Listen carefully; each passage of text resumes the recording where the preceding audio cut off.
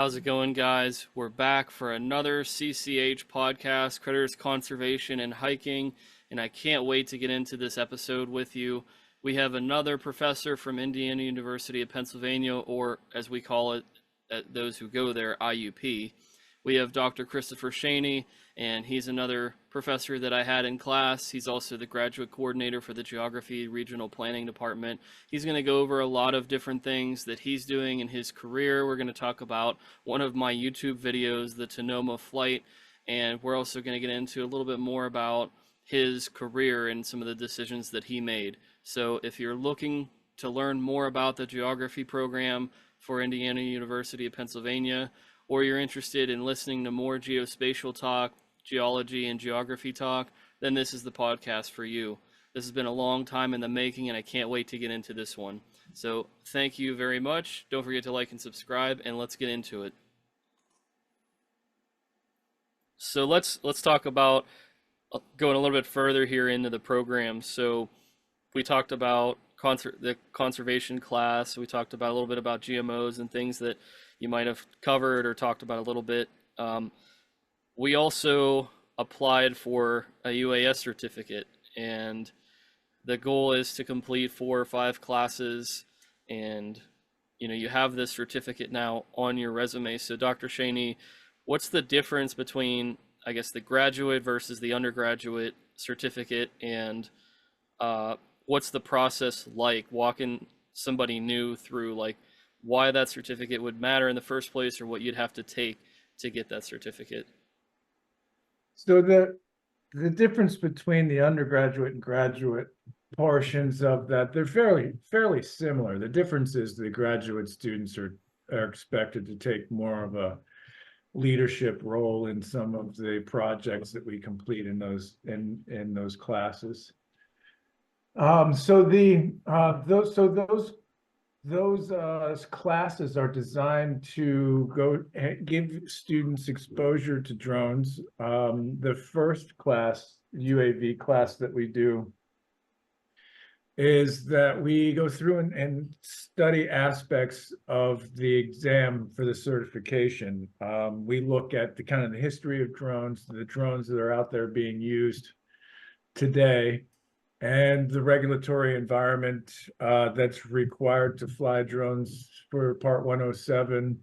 And then that certification's broken down into 3 or 4 different subject matters, and then we take students through those subjects and give them more of an in-depth understanding of aspects of weather regulation, performance, and safety that you might not otherwise get if you were to study for the exam on your own.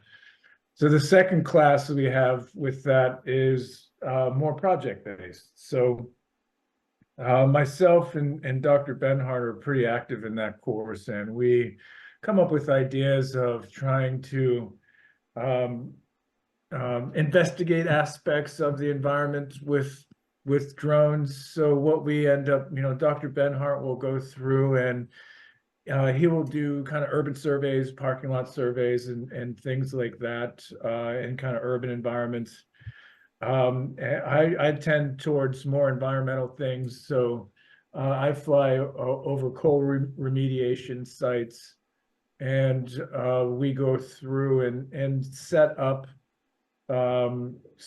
projects, kind of mock projects that students would have to kind of design and then execute. So there's a green space, south of campus that they're going to, at some point, create a park. And we fly down there a lot, do story maps and GIS telling the story of that confluence park and the history of kind of IUP and things like that. So we really try to, just give students experiences with flying in different situations, because each situation has different risks associated with it that you have to take into consideration. And then what the courses that are also, part of that are GIS, geographic information systems. So it's handy to be able to place these images that we fly in the correct spatial context, then you can use them as map overlays and things like that. And we also encourage students to take a remote sensing course, and a remote sensing course gives you, which drones are is remote sensing, and it gives a way of looking at the world a little bit differently when you're looking at the world considering solar radiation and visible parts of the spectrum versus other parts of the spectrum, and it kind of gives you a different way of looking at the world and opens up possibilities um, to for research. A couple of our drones now we're starting to get different cameras. So one of the cameras that we use, it goes through the visible portion of the spectrum and then into the near infrared. And what the near infrared allows us to do is to really assess vegetation health. You can run different models across the imagery, and it will assess plant health, and it will, the vigor of plants and things of that nature. So we've been trying to start to reach out to biology to tell them, as we just received this drone not too long ago, earlier this spring, and let them know that we have this ability, and then hopefully we'll start using it to assess some of the ideas that have been kicked around just real briefly, is assess hemlock health with the invasive woody adelgid and things like that. We also have a camera that looks a little further down on the spectrum and detects heat coming off of things, and Dr. Benhart's flown it over campus, and we can see where heat is escaping buildings and kind of address efficiency and things like that. I've also I work with coal remediation sites, a couple of places in Indiana County, and one is a big refuse pile that is really causing some damage to a local stream, and then all the streams that are tied in with that stream, and it's really pollutes the water with acid mine drainage and acidity, amongst other things that are in that refuse. And one of the rumors in the community was that it was on fire and it was smoldering. And so we took the drone up there and flew that coal pile to see if we could see a hot spot in it or anything like that. And we weren't able to find anything. But we were hopeful that it's kind of like mixed blessing. If it was smoldering and on fire, that we were hopeful that it would be kicked up the ladder to be removed and be taken to either be burned in a special furnace or to be properly disposed of, with clay, impervious barrier below and things like that. But I don't think we didn't find anything. So, it's those kinds of projects that, Josh has been a part of a couple of those as well. And that we just tried to give experiences. So when you go out into the working world, and we have 3 or 4 students that are now using drones full time in their job, that they, when someone takes them out to a job site and prepares them for the flight, that they have some experience with that and they have an idea of what's going on. So it's something that we're really happy to have, and we're even expanding our fleet, and we're hopeful that it can continue to grow. So I have a couple of different things here I want to share with you. The first one is definitely if you're trying to get into the geography program and you talk to Dr. Benhart, anybody watching this, make sure you talk about the most high resolution confluence map park in the world. And Dr. Benhart will definitely appreciate that because he's the man that's doing it. When you're talking about drones that can do different things, are you talking about the Phantom and the DJI Mavic 3 thermal when you're talking about the different spectrums? What's the one that could do the near infrared? So that's the Mavic 3 T for thermal. The Phantoms we use those to give students experience with flying drones. We don't really use those in the field very often. I have one, but I crashed it last year and I just haven't bothered to fix it.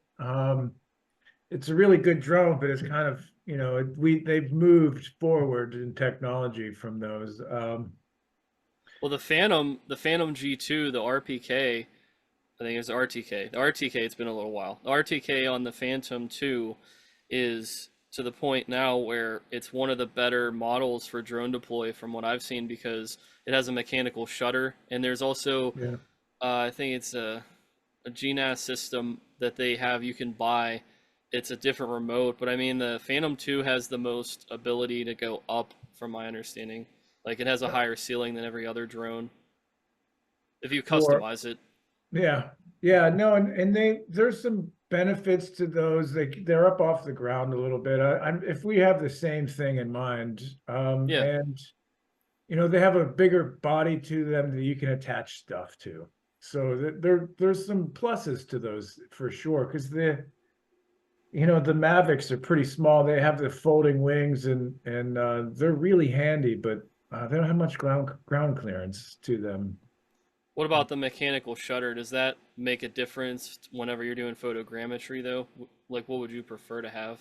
So, well, it's, mechanical shutters are, are a good thing to have. They're largely moving away from those types of things now. And now, the drones that we have now, at least as far as the Mavics are concerned, are the Hasselblad cameras. And I was flying a friend's farm this morning, and we were looking at some of the videos just real quickly, and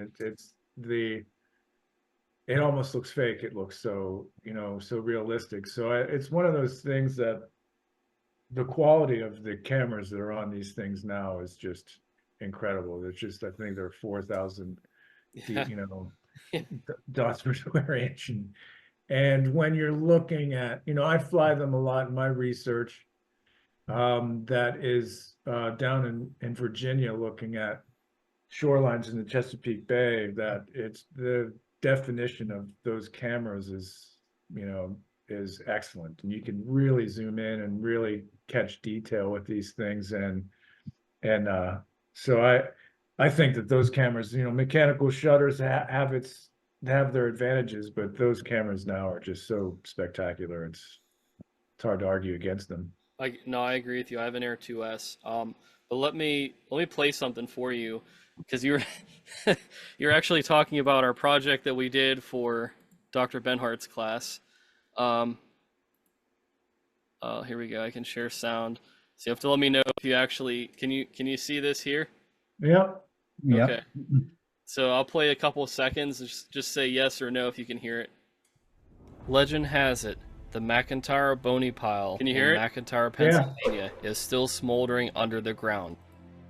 The local townspeople share their stories and experiences of the waste pile in their strong belief that there's something going on underneath the ground and it deserves to be investigated. Our group chose to do this project in order to bring peace of mind to the local townspeople and prove whether or not there was truly something going on underneath the ground.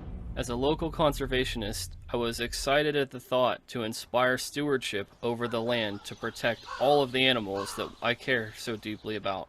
One cold, early February morning, our team took the journey to the top of the Bony Pile, equipped with the DJI Mavic 3 Thermal and the guidance of Dr. John Benhart. We were able to uncover the truth behind this legend, and yes indeed, there is heat coming from underneath in the Bony Pile. The coal is definitely smoldering. Now that the legend has been put to rest, hopefully we'll see some conservation projects come out of this for the local townspeople and the native wildlife. Don't forget to like and subscribe and share for more Woods and Forests media content. I just wanted to So share. I don't know if I agree with your conclusion there, but so go back to that video. I want to and go halfway through and just show the image at about halfway through Are you talking about the video you just showed. yeah, but are you saying like the land here? Like are you talking about this? Yeah, just expand that.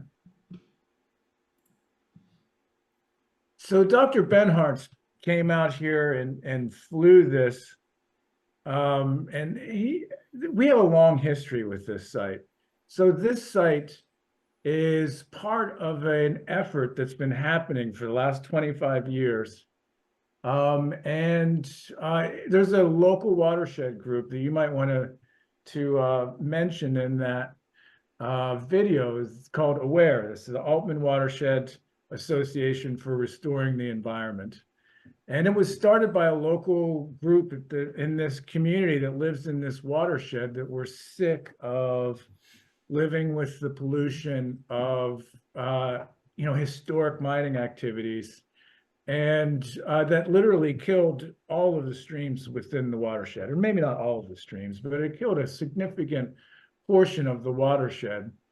So Brian Oakey, Dr. Oakey, who just retired, was the first president of AWARE. And he was, with help from a local stream restoration kind of person, Sean Bustler. So Sean Bustler was formerly with Stream Restoration Incorporated, is now with Biomost. And we worked together, Dr. Oakey and him worked together as kind of a LLC and through the university to raise grants to begin to clean up this watershed. So they've had a lot of success with that. They were removed a big refuse pile in a different part of the watershed. They put wetlands and passive treatment systems in for other places that the coal is, the underground water running through abandoned coal mines kind of breaches the surface. And this feature here that's snaking across the landscape is something that Dr. Oakey raised grant money with Sean Bustler to be able to kind of reduce the amount of pollution that is coming off of this pile. So this pile was moved around, I think in the 90s, maybe the 80s. And what they think happened was that the moving of this pile is covered a spring. And the spring kind of comes out of the ground underneath this pile at the head of that channel that's cut there. So Dr. Oakey was able to raise grant funds that cut that channel and zigzagged it across the landscape like that, and then lined it with limestone. So the idea is that we would give the water time to sit in that channel and meander back and forth across that landscape. How's it going, guys? I just wanted to take a moment to tell you that our podcast is now sponsored by the nonprofit PA Woods and Forests. I just want to take a second to explain who they are, what they do, and how we're affiliated with them. PA Woods and Forests is a conservation nonprofit of 501c3 and also incorporated organization that focuses on the conservation of amphibians and also pollinator insects, meaning bees, butterflies, frogs and toads, and a few salamanders.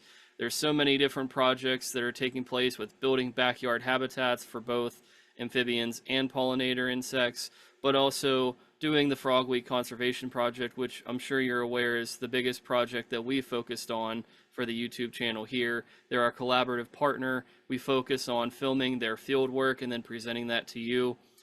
We have a great connection and affiliation with them, and they are also now sponsoring this podcast. So I just wanted to run a little plug for them as something nice to do and thank them for supporting us and sponsoring the podcast. But again, make sure you go and check out what PA Woods and Forests is up to. We have a collaborative blog that we actually have posts in, so you can learn what we're doing and what they're doing. And we have a lot of other really unique things to focus on. I'm actually their president and founder, so I have a lot of different things here talking about with different hats on, whether I'm the Woods and Forests media owner or the PA Woods and Forests founder and president. But I'm very thankful that we were able to position ourselves with the nonprofit to be able to sponsor the media brand and give back a little bit to all the time and effort that it takes to film and get our crew together to do these episodes. So thanks again. Don't forget to go out and follow and support PA Woods and Forests and check out what they're doing at their website, pawoodsandforests.com. But let's get back into today's episode. And again, don't forget to like and subscribe and share for more content. because this was for Dr. Benhart's class. I think you've already seen it. Yeah, there we go. Hmm. So this is our poster for what we shared at Scholars Forum. And Hmm. when we did our study, not the one when you and Dr. Benhart went out, but the other one when I showed in the video, and we did actually detect more heat up here whenever we did fly. So that's where that whole idea comes from for the video. We were graded on that, and he also said he thought that there was heat coming. So I didn't just say that out of. No, I know. I hear you. So one of the things that I'm suspicious of with that, and it may very well be the case, that that you're looking at the sunrise and the sun is warming that side of the pile as opposed to the other, because the pile is, I guess, north-south facing. So one side of that pile is heated rather than the other. And that's kind of one of the things that, is interesting that, when we looked at that, there wasn't like, I think, was there one specific place that you had found? But I Uh, think that one of the things, if it was that entire side of that thing was smoldering, I think that it would be more noticeable than just by looking at it from a thermal perspective. I think you would smell it when you were out there. so do you just with the folks who thought it's smoldering, or do you think that it's not smoldering? I think that if it is smoldering, it's pretty small. It's not something, it's not like oh, what's the name of that town? Centralia Centralia. situation. Yeah, it's not a Centralia situation. So I think that if it is smoldering, it's it's not noticeable. Like in Centralia, you can smell it and you can feel it underneath. And here it's a little bit less, obvious.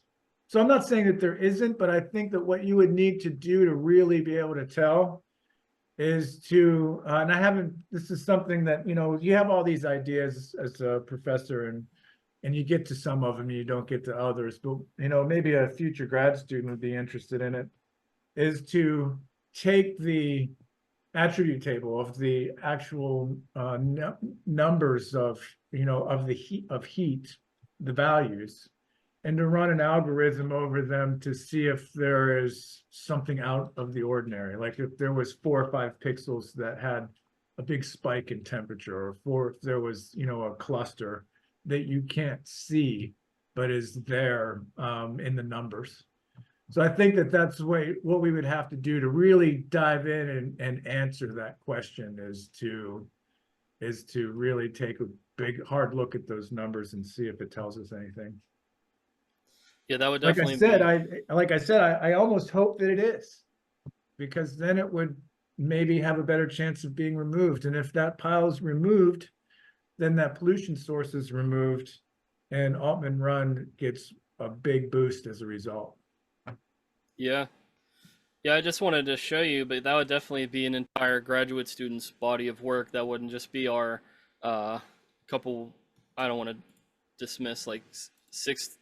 Sorry, I don't want to dismiss like 16 weeks or 18 weeks of work that we did for Dr. Benhart. But I mean, No, no, it was good work. I mean, what good research you start to ask more questions, so it was really good that he came out and did that. I mean, that's really important. It's the start of looking at that. So one of the things that, I'm curious as to see is to fly it, in the winter at civil twilight or civil daybreak, which is 30 minutes before sunrise, and to get that pile before the sun hits it, because I think that, that material is real dark, it warms up real fast and real easily, and to see if that makes a difference. And that's one of the cool things about drones, is that you could just go out and fly. We could go fly that every day if we wanted to, and look for differences at different times of day. And then that would be part of future graduate research is what time of day is the best way to see how the different characteristics of that pile. And you could say, well, how hot does one side get versus the other? I mean, there's all kinds of cool stuff you could do with that. Yeah, I think we want to know the updates if you do have any interest or anybody that takes up that project. I definitely want to do a follow up on the YouTube channel to provide even more um, results, or peace of mind, give peace of mind to some people, because Yeah, I'm sure that video will definitely get people to talk if it gets out there more, because it talks about what the townspeople out there had shared. But yeah. you know let's get an even deeper project on the ground and see what comes out of it. Yeah, that's the cool thing is it's not disproved that there's nothing burning there. It's just not obvious, in my opinion. And then you need to kind of deep dive a little deeper into the problem, and I think you could solve that issue pretty easily. It'd be a fun little project for somebody. Yeah. Now, But I'd be remiss to not mention our newest drone, the Wingtro, which is a flying wing, and that was the drone that has the near infrared that you can assess vegetation health. So that I've been taking that out to I just came back with that not last week, but the week before from Virginia, where I would just fly mile blocks of marshland and shoreline to hopefully assess vegetation health. I have questions like, is the vegetation healthier or less healthy along shorelines, and is it healthier in the kind of the center of these marshes, and just ask questions. And then as my questions that I ask refine, then I'll go out there in August. I'm going to go back out there in October. I'll go back out there in January and fly these big tracks and just see the vegetation change over seasons in the infrared. It'll be pretty cool. I completely agree.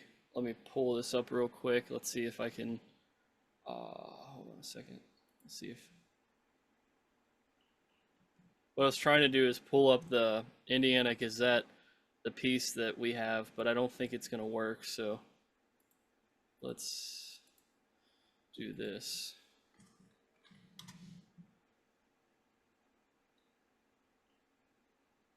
We'll do it through IUP. There we go. Just so that way we can share with the audience too that this Wingtra, I mean, you can see how massive the Wingtra is. I was shocked at how lightweight, and this sensor that you have on the Wingtra is a specialized Sony lens, because I tried to look and see, did they pull this off of one of their APS-C model cameras, because I had one, and I guess I have another one with the FX30, but this is a newer drone. I mean, very new. And I was just trying to think, what did they put on it? Because I know it's a Sony lens, we all know that, but I actually believe they made a specialized lens for it, because I can't find for the sensor and everything else, I can't really find an equivalent. And maybe that's because I'm not looking at it the right way, but in terms of matching it with specs and stuff like that, I'm a nerd with looking at that, because I want to get the best camera, whether it be drone or webcam or actual like movie film cinematic camera. And I just was curious, because I'm a Sony guy, and I was very surprised that I couldn't find where this came from, like for the sensor and the everything else. So it's truly a unique lens that they have on it, and processor. So it's a very good one. It's equivalent to, I think, micro four thirds.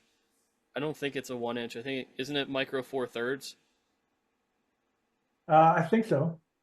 Which is really impressive for low lighting. But yeah, so this is kind of the size of the Wingtra here. You can see our class. We were there. So there I was, right? Like, instead of lying like Brian Williams, I was actually there just to kind of prove it. But no, anyway, this is a really cool drone. I just wanted to kind of showcase that real quick.